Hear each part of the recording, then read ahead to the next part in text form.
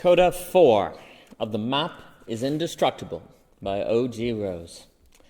How do we end up in our ideologies? Perhaps this question is like asking, how do we fall in love? It's hard to say, but once it happens, it happens.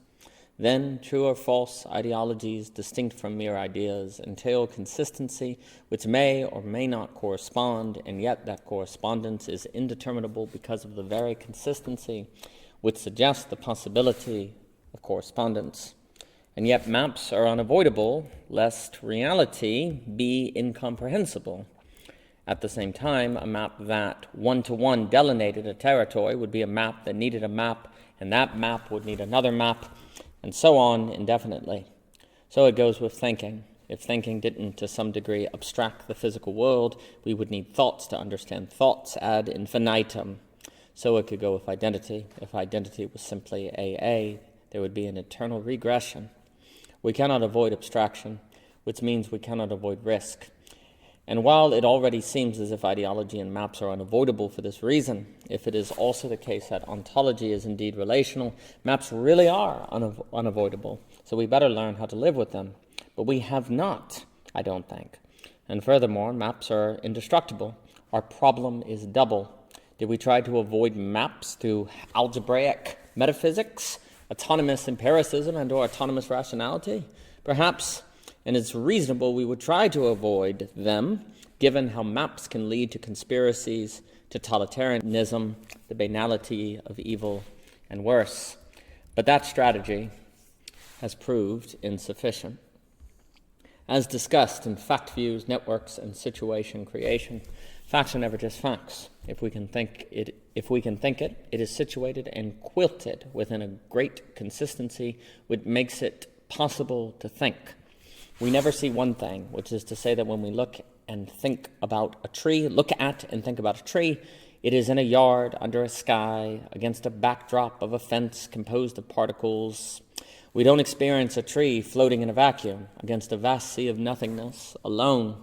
For good and for bad, to think is to think a multiplicity, which means that all thinking is naturally toward generating not just a notion, but an entire network and map of ideas. All thinking is now naturally postured and conditioned for such, if that thinking is to be possible and meaningful, which means that to think is to bring to us the problem of maps and to possibly embed ourselves deeper into an internally consistent system. We are always already in the business of situation, either through realization, creation, or gaming situations to benefit us. This means we cannot avoid the problem of maps and ideology by trying to think standalones or step by step. All facts, pieces of data, and the like are always already situated, networked, quilted, and part of some consistency. If we try to approach our thinking step by step, perhaps this is the methodology we have chosen and created precisely because it will likely never work. There is an ideological incentive to employ this method, and so we will never have to overturn our ideology. What we might call non-geometric or algebraic thinking is impossible, which means that to think is to be in the business of maps. So it goes with acting. For to act, I must act as if there is a world there according to which I can act. Even if I act thoughtlessly and instinctually, I never act toward a single entity. I am always acting toward and in networks, even if the problem of maps might be less and not as bad where I am thoughtless. Thus, we are always in the business of consistency, which means we are always dealing with the problem of internally consistent systems. A man can write on ideology without being obligated to deal with the whole of it, but he must always preserve the totality, the catholicity of truth in every detail of his thought and action. For sanity's sake, we must always risk losing ourselves. Section 1. Abstractions help humans operate in the world because abstractions are similar, not the same, to the actual world without being identical. In the same way, a map that was absolutely identical to the territory that it mapped would be worthless, so thoughts and abstractions that were absolutely identical to their subjects would be unusable. We can know the world precisely because the means by which we know it are different from the things in the world and the world itself. And yet at the same time, this means what we can know of the world is limited by these very differences. Because the map isn't the territory, the map is useful and incomplete. With Gödel in mind, perhaps it could be said that if we can know X is true, then X cannot be a claim about the whole picture. If X is a claim about the whole picture, then we cannot know if X is true. What we can know is what cannot be the whole story. But without an idea of what constitutes the whole story, we cannot readily know how to organize or meaningfully understand what we know. We require what we cannot know is true to give meaning to what we can reasonably know is true. Thus, we can never know if the meaning we derive from what we know is actually meaningful, as opposed to only meaningful to us. And so, in a sense, we cannot meaningfully know anything at all, only be confident, whatever that means. Understanding is misunderstanding, right or wrong. What Kurt Gödel found about math can be said about all of thought. As numbers are an entire system that cannot be axiomatic beyond its self-justification, so thinking fashions an arbitrary system in which conceptualized phenomena are given towardness. In thought, the object cat is made toward the idea of cat, as if this relation is axiomatic, though this particular towardness itself can never be verified. All thought, like mathematics, is arbitrary, though that doesn't mean thinking can never be true, just that it cannot be true in the way we tend to think.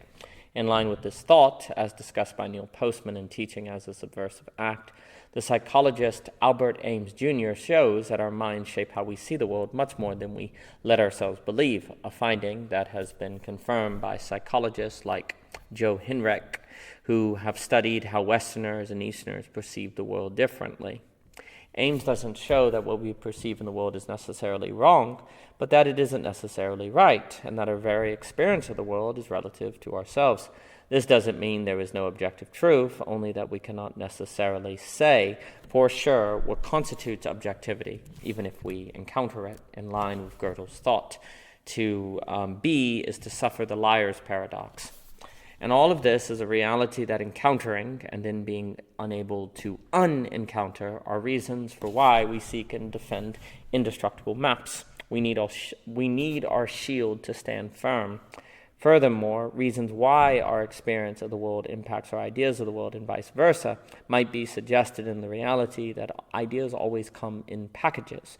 With an idea always comes a whole world, as in an idea can be seen traces of a whole self. Again, what we have said on facts applies to ideas more generally. Ideas seem to come as Sam's Clubs versus food lines, if you will, wholesales instead of simple grocery stores. Ideas always come in bundles. We can't take a position on military spending without also potentially arranging ourselves for a position on marriage, abortion, and taxes. It doesn't seem as if we can easily buy one idea and one idea alone. We must take bundles to start, and then maybe sell off the parts over time, trash them, customize them, and so on later on. But to start, we have to take them all. The reality that facts and worldviews arise together can give us insight into the question of why so many people keep the beliefs they grow up with, and why so many people who share a few views tend to share many, a question explored in A Conflict of Visions by Thomas Sowell. What must the nature of reason be, and how must it function for such to be the case, for ideas to come in packages, not separately? As we'll elaborate on, this is because what people define as reasoning arises relative to what they consider true. Sowell will discuss visions such as the constrained vision and the unconstrained vision, and what they consider true is a worldview against which all reasoning is defined, a worldview a person cannot select simply reasonably or factually, only through you, quote-unquote, per se. As a result, those who share an even somewhat similar worldview will easily share very similar reasoning, and so come to share similar conclusions about most subjects. Furthermore, since reason and facts are relative to worldview, there is not readily a rational or factual reason to leave a worldview. Reasoning structures reality relative to a you. The reason a worldview would shift is because there is a shift in quote-unquote you. To accept the pro-choice position on abortion, for example, must accept with it the underlying being true axiom or vision that grounds that position in a rationality we must necessarily accept as grounded in truth, rightly or wrongly, in accepting the position. Here, to accept one position, we must take on a truth that will influence all our rationality, our entire being rational. And without trying, this lens will lead to us seeing evidence for other issues, and hence we will have reason to assent to those positions, which naturally must be similar in some way to the position of pro-choice, since all our positions must ultimately connect to the same being true. In other words, since A being true and A being rational necessarily come together, to accept one case can be to accept an underlying being true that shapes all rationality about all topics, which means we can't accept one position without it necessarily influencing all our positions. Hence, to take a single position, we find ourselves impacting a plethora of positions, and the reasoning that would lead us to change one view in one issue could easily require a change in fundamental axioms that would then change many of our positions. In this way, there is no such thing as a small change in a worldview. Every change can be world-changing. If we change a person's mind in one area, we might change them in all areas, and people might precisely realize this subconsciously and thus resist shifting. For this reason, changing minds might require an emotional change and shift before an intellectual one, which might suggest a way that Overton window works in social thought and politics, a case study that I think we need to take with the utmost seriousness. Alex Ebert and I discussed the Overton window in light of his tremendous freak theory, episode 183 of O.G. Rose Conversations. And Ebert pointed out how a politician might take a extreme position aiming for a moderate position, knowing that doing so increases the probability that the politician actually succeeds at his or her moderate goal. I agree, and oddly, a reason this can work is precisely because extreme positions can feel more than less extreme, and the non-rational basis or vision by which people operate. We learn in the conflict of mind that ideas are not experiences, as we talk about in the conflict of mind, and that if we want to change how a person thinks, it tends to require an experience. Otherwise, we don't feel enough to truly motivate us to change. Furthermore, at the basis of rationality is a non-rational truth that seems more emotive and imaginative than logical, for good and for bad. The process of total saturation that Alex Ebert describes can be seen as ultimately an experience, not just an idea. And in that way, we could think of the Overton window as an experiential process more than just an intellectual one.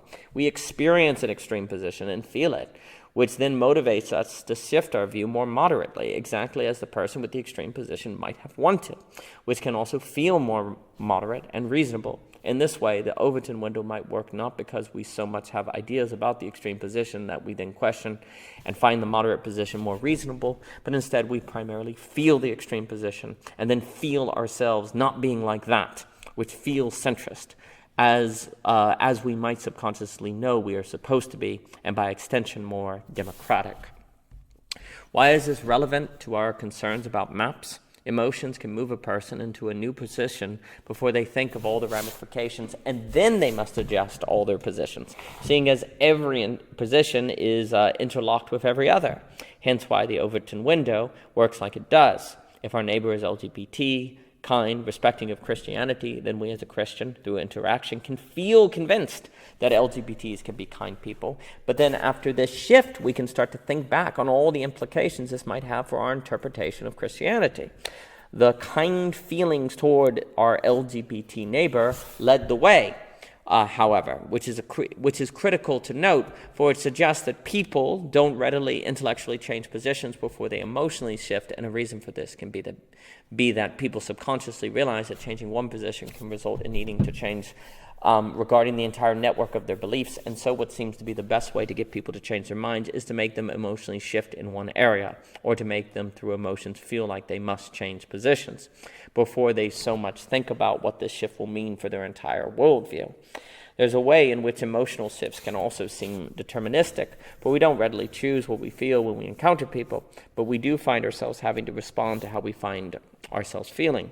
Thus, in encountering a kind LGBT, it can be as if we are forced to change our perspective through emotions, and then we can start to think about what that means, which can then lead to a shift in our entire foundational views. Emotions seem to lead the way, though, precisely because all ideas are networked, and this, on another note, might suggest that changing views is a temporal process that takes time.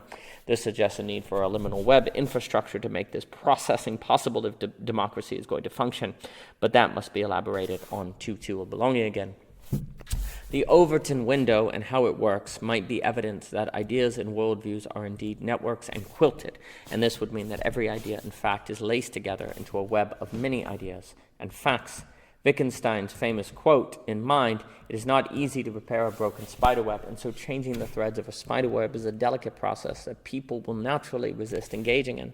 The process seems like it must be slow and careful," again suggesting a need for a new infrastructure like the liminal web to make this process. If it is not, there could be significant social and political backlash. It is not naturally pleasant to think of all our beliefs changing, and it is perhaps uniquely disturbing to realize that a single one of our beliefs changing could start a chain reaction through the network of our beliefs that leads to everything changing, hence why certainty deterrence seems easy to employ, and also why we shouldn't be surprised that people seem unwilling to change their minds about anything. Alternatively, if all beliefs are linked, then perhaps if we can keep an issue isolated as if it was unconnected from everything else we believe, that might position the issue to be invincible, seeing as it is disconnected from the network which situates it and thus which might overturn it. Does this incentivize fragmentation? Perhaps, and certainly there could be an incentive to avoid topics which could risk a cascading effect that upsets many of our beliefs. To think is to network and generate consciousness, for every fact or notion is itself because of another fact or notion, which is itself because of another fact or notion, on, which means that to think is to map maze. To approach this topic, we have spoken of the heart-mind dialectic, and we might ask, is rationality that ignores the heart even rational? If not, the rational cannot even be itself without the non-rational, which nevertheless can seem rational to ignore. Likewise, if thinking just generates map mazes, is there a sense in which it doesn't seem rational to think? Perhaps, and perhaps that is precisely why most of us do not for as long as we can, until we encounter the real, until something goes wrong, until we are forced to think. Indeed, thinking doesn't seem to start until things break, and perhaps for this reason we shouldn't be quick to assume that if there was a lack of thought and rationality in the past, this wasn't necessarily a bad thing. Things were given, as discussed in Belonging Again. Little was broke, and so little thought was needed.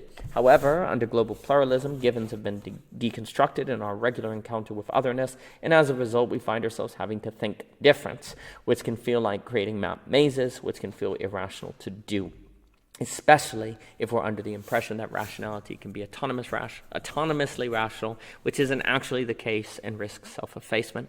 Pluralism and globalism make it harder to not think, and if we are not prepared for thinking to map maze, this can be a startling and disturbing change. As a result, we might retract and retreat into isolation, tribalism, and worse. The stakes are high, and yet addressing the problem of internally consistent systems of indestructible maps isn't easy. Section 2. It has been claimed that the map is indestructible by O.G. Rose, but isn't this simply wrong? People change their beliefs. People don't stay the same. Thus, maps are destructible, yes? Surely maps are not indestructible, no? Indeed, they are. But many of what we think are maps are actually just notions, and furthermore, people who change maps don't so much destroy them as much as they step out of and leave the maps. A significant difference that suggests a need to emphasize faithful presence and the social coordination technology of the liminal web, though all that must be expanded on in Belonging Again, Part 2. Admittedly, yes, it can seem convenient to make a distinction between ideology/map and notion or mere ideology, but this distinction is important because if we don't realize there are structural differences between these, then we can believe everything is a notion, and so everything can be disproven, and thus we don't need to worry about indestructible maps, which for me is a very serious problem that warrants strategic thinking in regard to engaging intellectually. We have seen people change their views and leave their beliefs, and this gives us reason to think it is possible, but problematically, it also gives us reason to think that we don't need to worry about indestructible maps at all. Just like democracy, argumentation and rationality do their work, and eventually the truth will be realized and spread. Certainly, let us help rationality do its work, but ultimately it cannot do everything, and if it encounters a pitch and risk, thinking only notions exist, rationality might have us wander into an epistemological situation from which we never return, and ultimately within suffer self-effacement. But thinking everything was just a true or false notion, we could be unprepared for this possibility and suffer the consequences. Again, we go through life experiencing notions being disproven and people winning debates, so we know people can change their minds and that ideas can be disproven, and for this reason it's easy to go through life not worrying about things like indestructible maps or thinking pluralism isn't a situation that rationality alone could address. All we need to do is keep using rationality. But if this is mistaken, and in there being indestructible maps, if rationality encounters one of them, not realizing such maps exist, rationality could keep trying and trying to deconstruct the map only to always fail, and then easily become pathological and totalitarian to stop the map, at the point of which rationality will likely see the map as closed-minded, irrational, and even evil, giving the rationality justification to use force and totalitarianism for the greater good. And so the history of modernity, some might argue, which is simply a rational direction when faced with maps that rationality doesn't know are indestructible. What else could be the problem but bigotry, stubbornness? We likely should protect the children from their parents, no? It couldn't possibly be that there is something in the onto-epistemological structure of thought itself that's irrational, or is it non-rational? Maps and notions in immediacy and on the face of it are experienced as identical. And that means we are always at risk of encountering a pitch and risk without realizing it, all while thinking such a risk doesn't exist because indestructible maps don't exist. After all we've experienced are notions, and notions can change. Haven't people left Christianity? How is it an indestructible map then? Indeed, people have, but just because maps are indestructible doesn't mean people can't leave them. They just can't destroy them, or that they can't make a mistake of not reading apologetics and thus thinking there is an essential contradiction when there is not. That's not the issue. The issue that if people don't want to leave Christianity, they never will have to encounter a good reason to do so against their wants. Rationality will always support their decision, for there will always be internal consistency to justify their decision. And this is the point. If there are maps, it's only a matter of time before pluralism in history tests, organizes, and coordinates people into groups, and there will be some significant percentage of people who ascribe to X map, others Y map, others Z map, and these pluralistic distinctions will prove indestructible. Once this happens, we either must learn to live with these differences, or we will not learn how to live with one another. And some of these essential differences might describe others as wrong, sinners, or the like. Also, if we don't know there is a difference between notion and map, if we are in a map and one day decide we have to examine and be critical of our beliefs, we might find them indeed to be internally consistent, which easily function to us as evidence that we are critical thinkers, non-ideological, and different from everyone else. After all, our beliefs don't entail essential contradiction, so how could anyone not think like us unless they didn't care for the truth and had failed to critically examine their own beliefs? Otherwise, by now, they would have found reason to move into our internally consistent worldview. None of this follows, of course, but if we don't realize it's possible for something to be internally consistent and yet still false, a mistake that is easy to make if we don't know there is a difference between map and notion, then we might take examining our map and finding it consistent as evidence of its uniqueness. Furthermore, in thinking and working ourselves to the place where we could make this conclusion, we could easily conclude we are critical thinkers and don't need to think so much anymore, when actually it could be argued that critical thinking starts with realizing the problem of internally consistent systems. For this suggests the primacy of empathy, which could be the most difficult intellectual act, as O.G. Rhodes discusses on critical thinking. To simply come to this realization is arguably to open up the possibility of critical thinking. But this doesn't constitute the whole of its activity. But if we don't know the distinction between maps and notion, this mistake in interpretation is easy to make. To stress, I'm not arguing that people can't leave a map versus destroy, only that internally consistent systems are maps that people never necessarily have to abandon. Indeed, people do change their views, but it wouldn't seem like mere rationality is the means by which people make that change, for it seems rationality must necessarily preserve the ideology truth on which it is based. Perhaps something like emotional intelligence is more useful. But knowing this, as discussed in On Critical Thinking by O.G. Rose, is a point at which we must understand the intellectual and critical role of empathy, and arguably empathy is critical thinking. We must know the need to entertain different truth premises which we don't agree with from within them best we can. Also, if we're Christian, for example, the recognition that rationality must be practically predestined by its truth can lead us to concluding we need to assume different truths in order to better examine our own worldview, that we can't accurately critique Christianity assuming Christian truths. We could understand the need to master the art of thinking in terms of assuming X then assuming Y, a philosophical act. However, at the end of the day, no matter how much philosophical reasoning we engage in, unless we equally as seriously assume the premises of Y like we assume X, won't our critical thinking ultimately just prove to be a farce, an indirect act of ideology preservation? Perhaps, but understanding that, we must reason not just from the ground up, but from new conditions entirely. What is being rational to us necessarily strikes us as being true, in the same way that the signifier necessarily strikes us as the signified, unless we stop and think otherwise, which might freeze us up and paralyze us with uncertainty. The reality that the map is not the territory is practically forgotten for good reason. It would be too difficult to function if we thought about this all the time.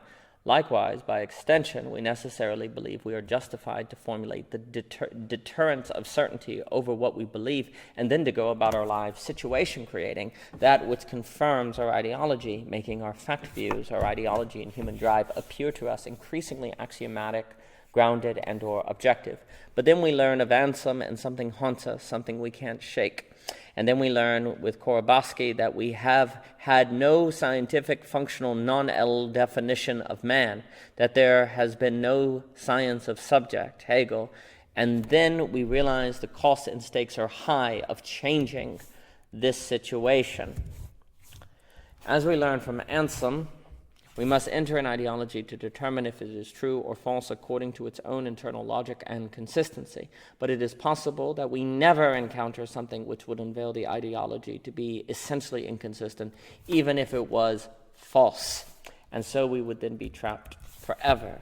Perhaps we do successfully deconstruct the ideology, but then we must move on to the next one, then the next one, until one day we perhaps encounter a map that is indeed internally consistent. And once this happens, on what grounds could we ever leave the map? It's internally consistent after all. Shouldn't we believe it? On what grounds could we conclude otherwise that wasn't just stubbornness? And so our epistemologically responsible act of investigating maps has arguably led us to a trap. We're now stuck in a map that doesn't seem like we have any justification to leave. In a sense, like Anselm, we try to disprove God from a prayer. We have no rational justification to stand back up, but perhaps a non-rational reason? Indeed, perhaps. How Bertrand Russell described Anselm's argument coming and going in his mind, floating around, seeming valid in one moment and then invalid the next, so can be our relationship to any and all internally consistent systems and or maps. We can never be entirely done with them.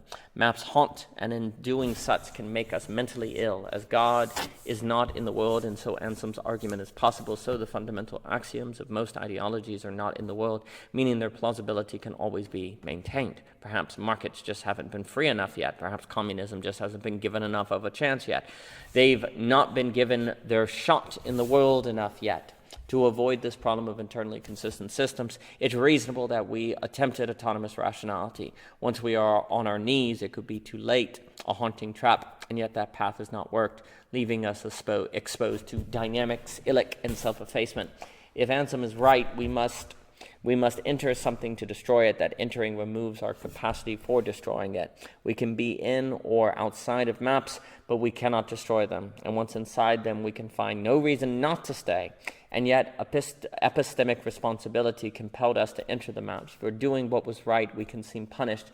Should we have ignored ethics? And while this question lingers, we are compelled by map drives to make more maps, always adding more possible map mazes to the problem. Humans can seemingly ever generate maps which pose epistemic problems to us that we cannot rationally address, as we must to avoid existential anxiety most likely won't be able to handle. Anselm leaves us with a choice, one that we cannot know is right or wrong ahead of time, and a choice that once we make, we might never have good reason to unmake, even if we should. Anselm can hauntingly so make us face the situation because relations are real, facts are always fact views, there are monads more than atoms, and so on.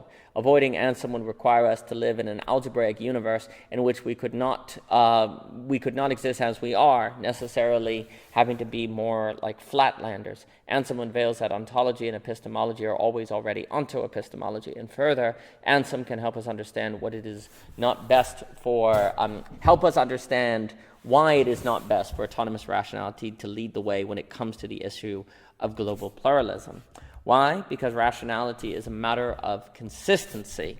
And if our problem is internal consistency, rationality cannot prove sufficient to only reinforce and worsen. This is what Anselm can help us understand, which is to say he can point toward the liminal web, social coordination, faithful presence, and so on. And in Anselm haunting us, perhaps we might see a grace. Why exactly did we bring the thinkers together like we did in the Map is Indestructible essay? Partly to show the many ways the map is indestructible, given that reality is situational and relational, and also because we cannot handle too much of the real all at once, but also to suggest that maps are a residue of a givens that we are still left with after the loss of givens, a major topic of belonging again. We can associate the loss of givens with the death of God in Nietzsche, and also from Nietzsche we can associate the shadow of Buddha with maps. Nietzsche spoke of Buddha's shadow lasting for many years after Buddha's death. Similarly, after God's death, we are still left with God's shadow, which is to say that the majority have not yet realized that the paradigm shifted long ago. Maps are like givens, as the shadow of Buddha is like God, but there are distinctions, and furthermore, the persistence of maps beyond and without givens can employ Gödel and Zizek for us to better understand, all while we keep in mind that reality is relational, and hence why we cannot avoid the problem of maps by, say, stressing facts or empiricism. Furthermore, avoiding maps means we stay in AA, leading to the insanity which concerned Alfred Korbowski, for our symbolic is inadequate to prepare us for the Pitschian truth that everything is connected. And ultimately, all this means we must face the kneeling Anselm who haunts us and asks how it is we can avoid kneeling ourselves. We learned from Goethe that incompleteness is fundamental, and so that means we realize that everyone is working with maps. Well, if that's the case, why should we leave our map? Nothing we enter will be any better than what we already have, which is to say that Goethe, in an act that seems to destroy worldviews, can actually remove the incentive to move beyond them. Sure, perhaps we are wrong believing our given conspiracy, but everyone is ultimately wrong, yes? This can lead us to the relativism of postmodernism that has been so problematic, where everyone has a right to their beliefs and convictions. But even if we don't fall for that trap, Gödel can still be used in ways to maintain maps that make them practically function like givens, even if we know they are not such. This is because if all maps are incomplete, the fact our beliefs are not given then does not automatically undermine them. In fact, they should be just as given as anything else. Truth claims are incomplete, and so suddenly we have found a way to maintain givens even while we acknowledge their impossibility. Our maps are incomplete, and though that means they aren't the territory or given in that sense, they can still have authority over us precisely because we can believe they could still be true even if we can't prove them. In this way, the vividness of incompleteness levels the playing field, while at the same time Gödel does not give us the tools to say maps are false, only a tool that leaves us acknowledging that we can't say a map is false in terms of correspondence, only if it is consistent and coherent, which is a state both a true and a false map could obtain. If our map is consistent, and a map that isn't a mere notion is indeed that, then nothing more can be said for or against it, until history shifts, perhaps. The map could be true. Indeed, it could be, and some haunts. When givens were maintained, the depths of the onto-epistemological quandary and that Anselm presents us with did not have to be fully faced. We could read Anselm, nod, and go about our business, but now, where nothing is given, an ideology with maps trying to fill the gap left by givens, we find ourselves having to think about getting on our knees or not. Thoughtlessness cannot save us, thankfully, horrifically. In a way, givens helped us not have to consider Anselm, precisely because we could live thoughtlessly, and that was good enough. Now, the structure and form of Anselm's argument turns out to be present in all maps, not just theological ones. We cannot avoid internal consistency by avoiding God. If anything, the death of God unleashed Anselm. That, or needing something to practically function like givens with their loss, we have turned to maps, and there found Anselm waiting. What now? Consider the following, with the movement between practically similar givens and maps basically being marked by the loss of givens, which brought about the realization, not creation, of the problem of internally consistent systems, which could then seemingly accelerate and multiply. Referring to the age of givens, the problem of internally consistent systems was present but not faced, for thinking and rationality did not have to consider it, able to maintain a state of thoughtlessness. Maps and ideologies were still present, of course, but their need for internal consistency was not so necessary for the public. Consistency easily played a role for intellectuals, and ideology which lacked internal consistency struggled to spread and survive ideological selection over time. But the problem of internal consistent systems, thanks to thoughtlessness, did not have to be generally faced. Now, in our age of maps, after the loss of givens with globalization and pluralism, thinking and rationality find themselves unable to maintain thoughtlessness, and so must consider and explore the internal consistency of themselves and their beliefs. This is perhaps accelerating ideological acceleration, but it is also making vivid to people the fact that all beliefs and ideologies cannot be verified, that Goethe is right. As a result, this gives people a way to make their maps indestructible, as well as give them permission to create and explore new systems of internal consistency, leading to an explosion of Pandora's rationality as unleashed by the internet. Post-secularism, as it can be called, is perhaps defined by moving into the age of maps and the facing of the reality that maps are indestructible. Charles Taylor suggests that it is impossible to get people to cease creating and believing in master narratives, and that the effort to keep pluralism from ripping the world apart, erasing master narratives, is doomed. Under post-secularism, this truth is faced, which means we also face that we must work with maps, which are dangerous. We then seemingly come to face a meaning crisis, not only because all meaning feels arbitrary like maps, but also because there is no necessary way to stop us from ever-generating sources of meaning through ever-generating maps, causing radical fragmentation. Where givens collapse, though, and where maps can race in and help stabilize us faced with the resulting anxiety, the motivation to ever-generate maps could be strong. A map nova effect, then, is likely. Pluralism will ever pluralize. For better? For worse? That seems up to us. Could we just avoid ideology entirely? No. We are in and of an ideology before we can think about it. We are at risk before we can think about risk. History is the process by which maps and notions can be divided, and with time we should expect increasingly more governments, institutions, people, and so on to organize and back their lives on maps. It's only practical, which means the problem of internally consistent systems should become more pronounced with time institutionally and socially, even if on the outskirts there is a multiplication of notions. And yet, even while this occurs, the number of possible maps will multiply with the growth of notions as enabled by the internet. This was discussed in The Conflict of Mind when it was argued that in infinite information over enough time, all ideas lacking internal contradiction would be discovered, plausible, internally dishonest to outright dismiss, and possibly wrong. This reflection was pointing ahead to the problem of internally consistent systems, which confronts us now. But what it means is that the internet greatly multiplies the number of notions mapped we must confront and consider, like Anselm, ever intensifying our problem. Perhaps considering and deconstructing all these notions will keep us busy as some map moves in ever closer to the center of power, and then by the time we notice the governments, economies, and the like have already recalibrated themselves in light of the map, making the map all the more difficult to correct and stop. And even if we were to encounter a map before it reached the centers of power, how could we stop it? It's internally consistent. Violence? Censorship? Indeed. History plays a pivotal role when it comes to consistent systems, for there is an inherent test that comes with time that helps sort what seems to be a map and what is actually just a notion. That is not just a matter of argument, but experienced, unexpected challenges and the like. And if losing stickiness is critical for changing worldviews, as discussed in the map is indestructible, that is also a process that inherently requires time and hence history. History entails an ideology natural selection, or a map natural selection, we might say, which is to say the notions maps, we're not sure what they are yet, are gradually sorted and realized as either notions or maps. The major religions are clear examples of motion/maps that have, through testing and time, been found to be, in all probability, ideologies and indestructible maps, which is to say they are internally consistent and so lack any essential contradictions, though ideologies like communism and capitalism are also maps. We can't know what notions/maps are which on the face of it before testing and time, but once maps emerge and prove indestructible, we find ourselves with a new problem. How should indestructible maps relate? Not all ideas are structurally equivalent. There are internally consistent systems, maps, and internally inconsistent systems, notions.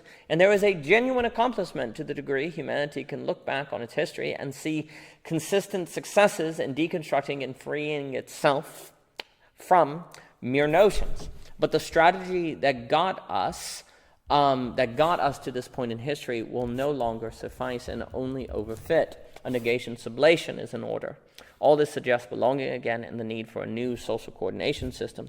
This suggests our great challenge. Indeed, but our point for now is that if history is the prime agent, with a capital H even, every change of conditions of possibility must go through a faithful presence that can feel too slow, immoral, inactive to be right, and so on. If history is a process and the only process through which notion maps can be sorted apart, and who knows, perhaps every map will in the end turn out just to be a notion, then our role is to steward and protect this process so that history might so unfold. This suggests Hegel and the absolute choice. This suggests a commitment to the encountered other and surprising face. Section 5. To list out and review points we have touched on in this work. First, the only way to ultimately tell if X is a map or notion is to enter it, ansum. Second, if X is a map, it's indestructible, meaning there will never be good reason to leave it from within it. 3, every notion which arises could be a map and hence internally consistent. 4, with the internet, there is an explosion of notions, and with time, every possible internally consistent system is likely to be found and spread, possibly setting up countless traps. 5, at the same time, through the trials and errors of history, it is likely civilizations will be increasingly founded on internally consistent systems versus mere notions, precisely because they are indestructible and thus better for long-term sustainability. 6, in both of these senses, the multiplication of maps, notions, and increasing movement of maps to civilizational centers is what we suggest in speaking of the problem of internally consistent maps and systems.